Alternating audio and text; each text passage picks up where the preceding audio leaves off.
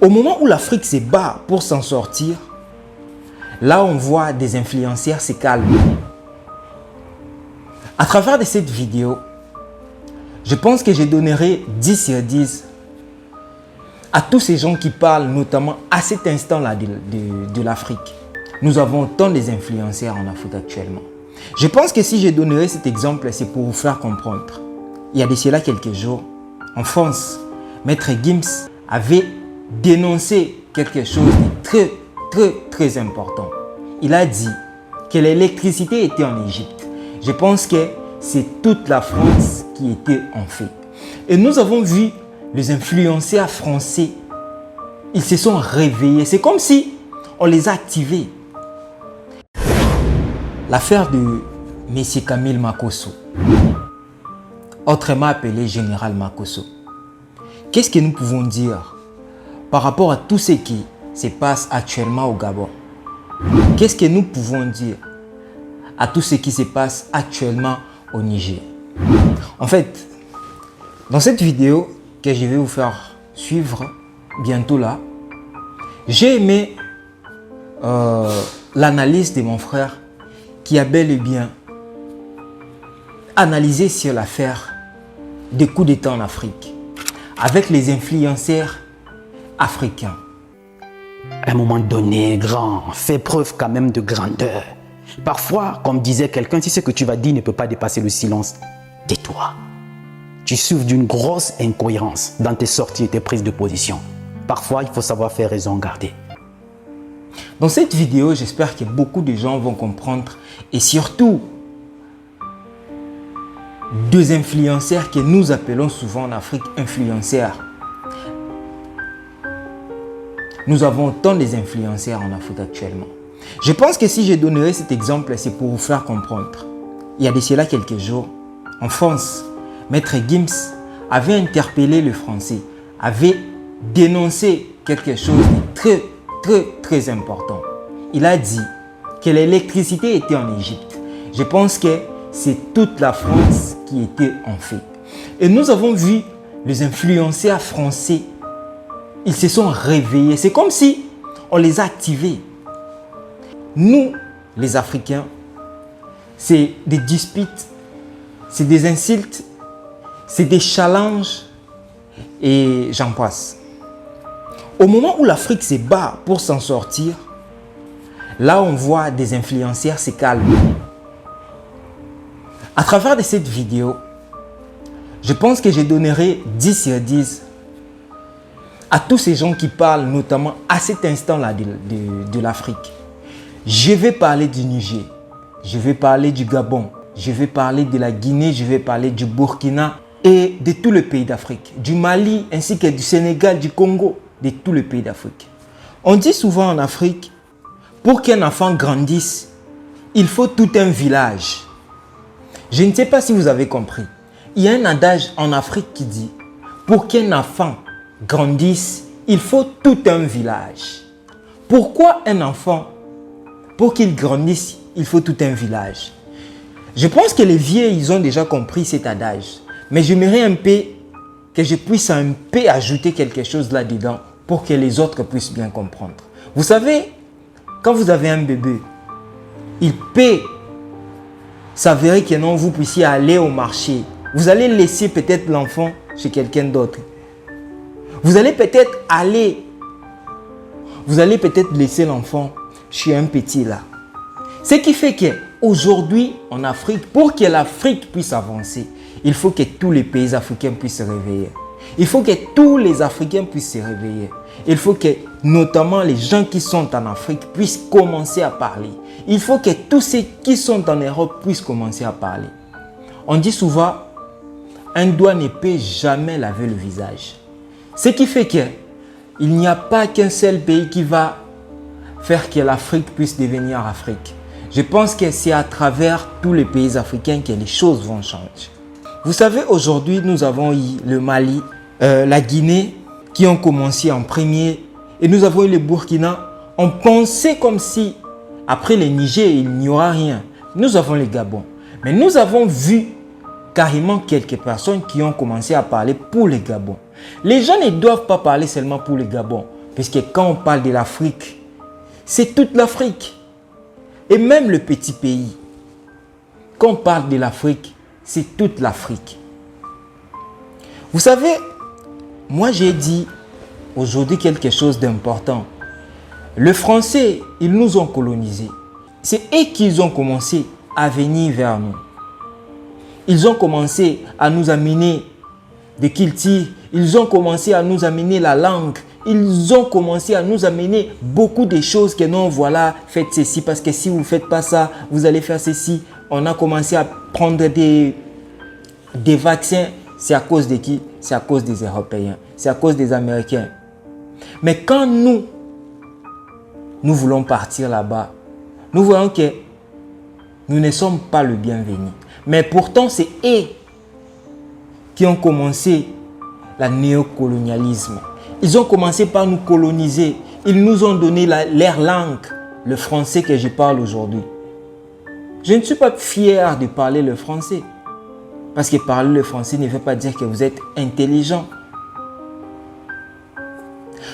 Nous allons continuer. Loin de moi toutes les pensées négatives ainsi que tous les insultes dans cette vidéo. Je ne suis pas là pour insulter M. Camille Makosso. Je ne suis même pas là pour insulter d'autres influenceurs. Je ne suis même pas là pour influencer d'autres personnes à agir différemment envers nos vieux ou envers d'autres personnes qui font leur travail. Parce que les influenceurs, en grosso modo, je peux dire, s'ils sont là, ils font leur travail. Ils savent comment est-ce qu'ils bénéficient de leur travail. Je ne suis pas là pour jeter des pierres à un certain nombre de personnes ou un certain nombre de personnes. Mais je vais juste faire mon travail en étant panafricaniste, en faire comprendre que non, nous les Africains, on doit se réveiller. On ne doit pas seulement rester dans la mendicité. On ne doit pas rester dans oui, et ils ont fait.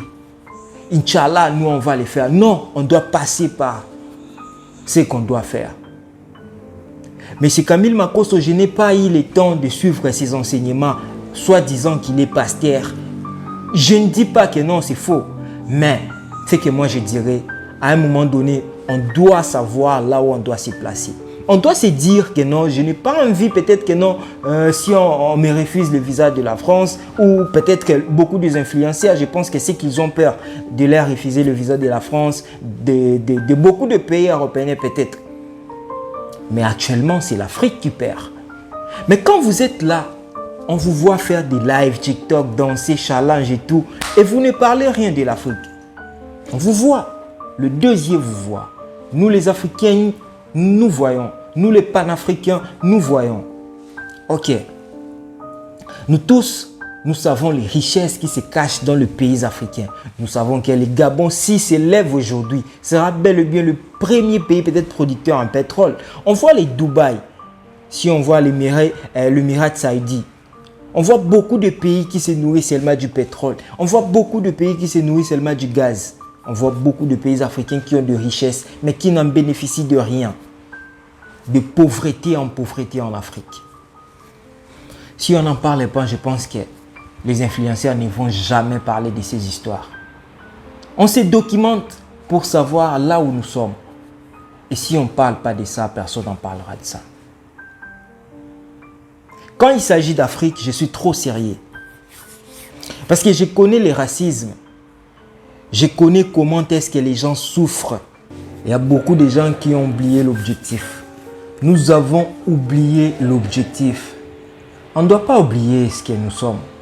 Actuellement, Africain ne doit pas oublier ce qu'il est.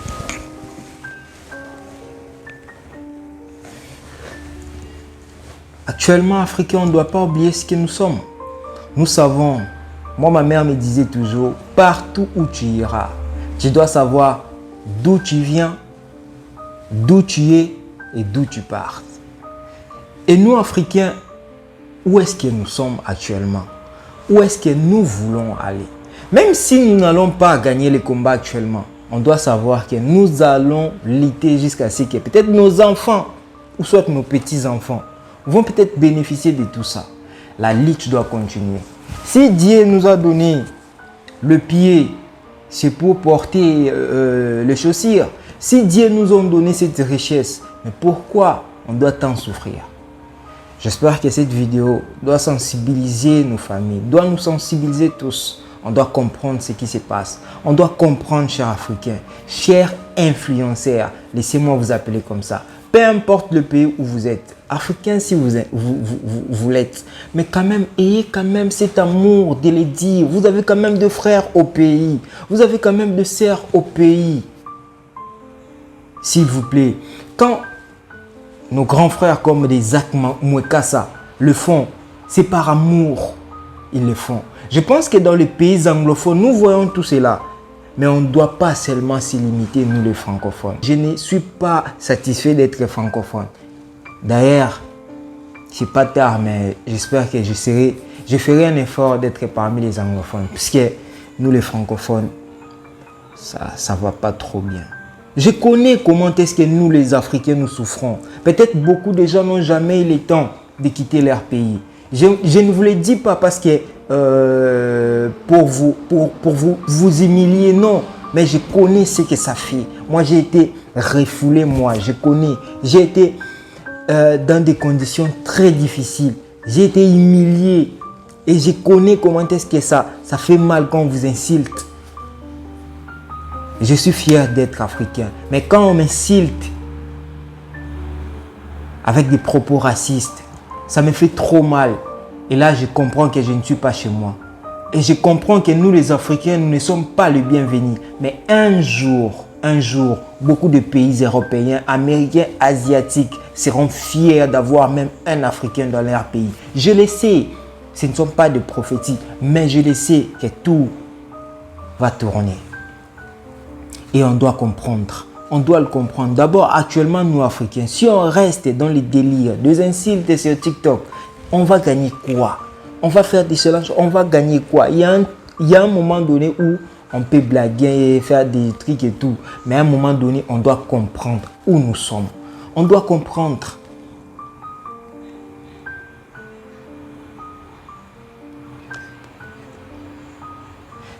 À travers cette vidéo que je vais vous laisser cette partie que vous puissiez suivre, vous allez comprendre ce que notre frère a dit.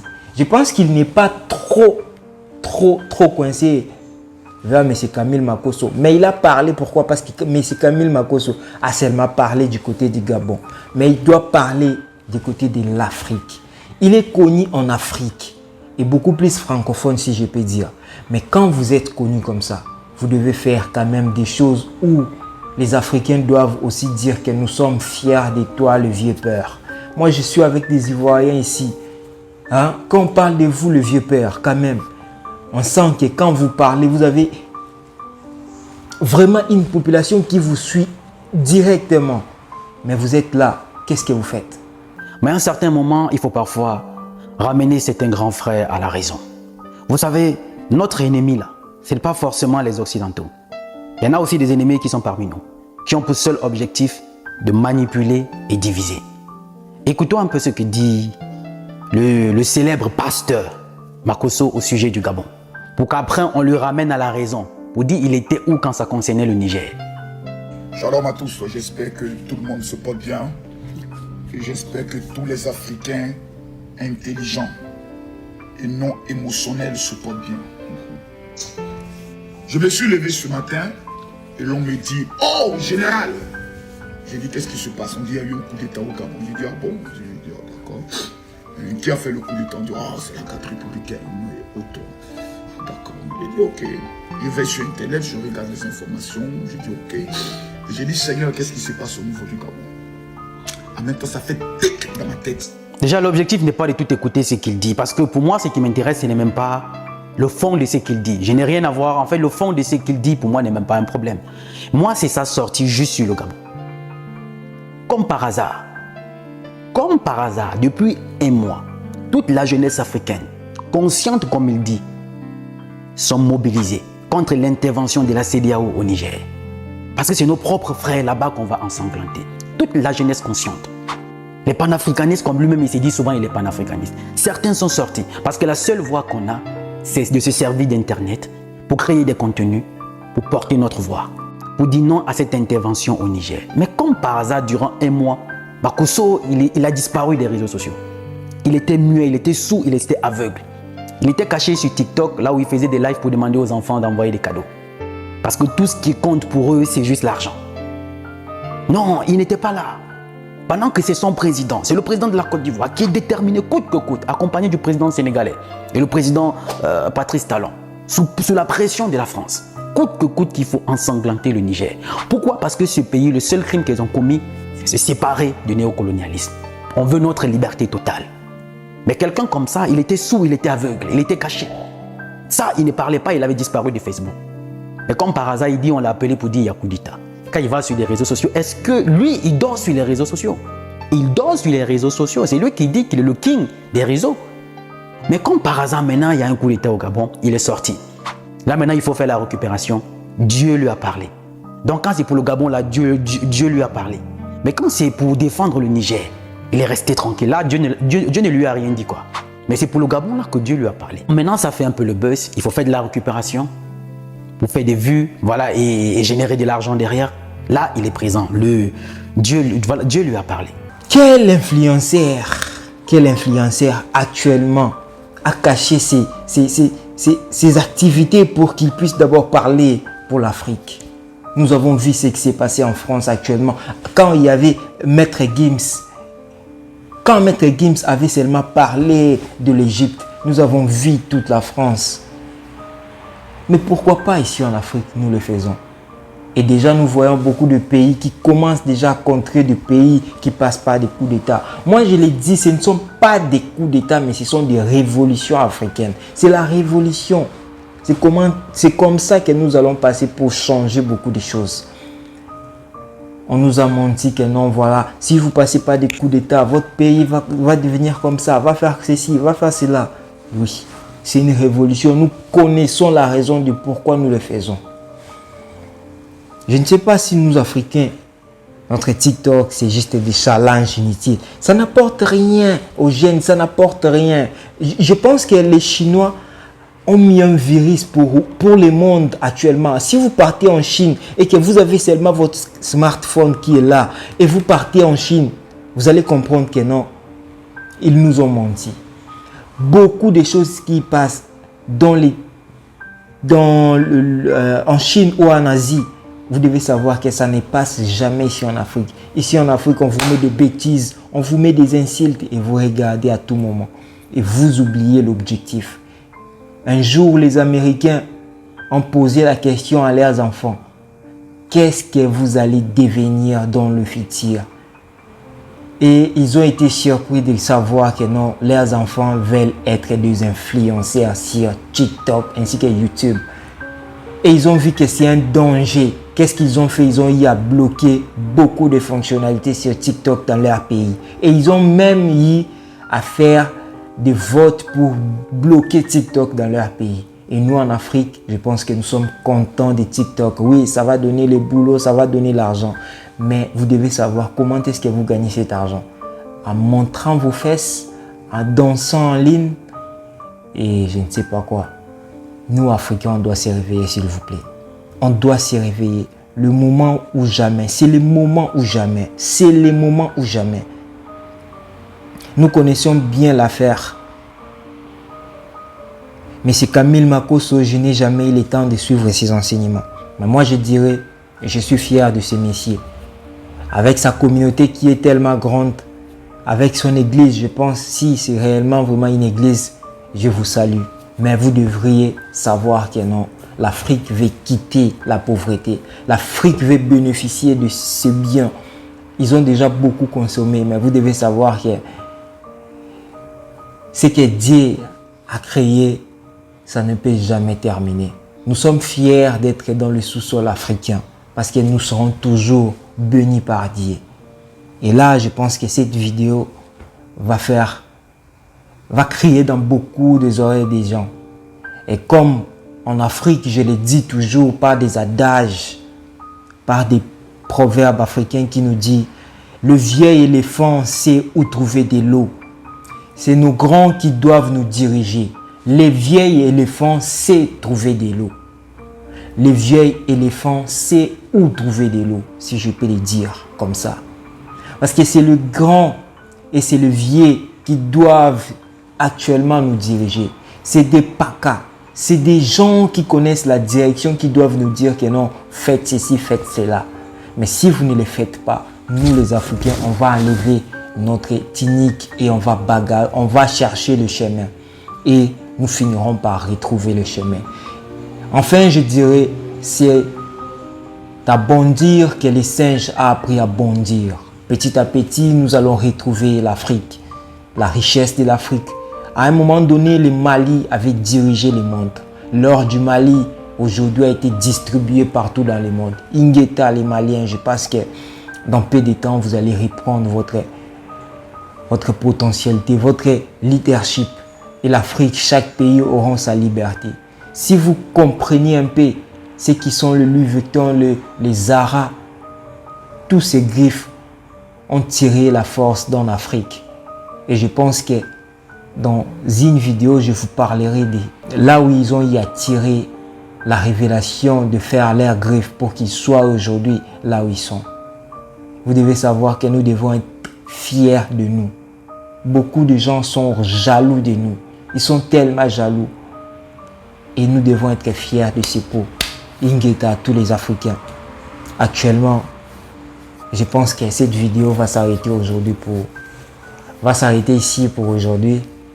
Merci à tous ces gens qui nous ont soutenus. Avant de commencer toujours la vidéo, faites ça. Ça nous donne toujours la force de continuer et de continuer les combats panafricanistes. Et je pense que toute l'Afrique aura la force quand l'Afrique va se réveiller. Mais c'est le moment où jamais.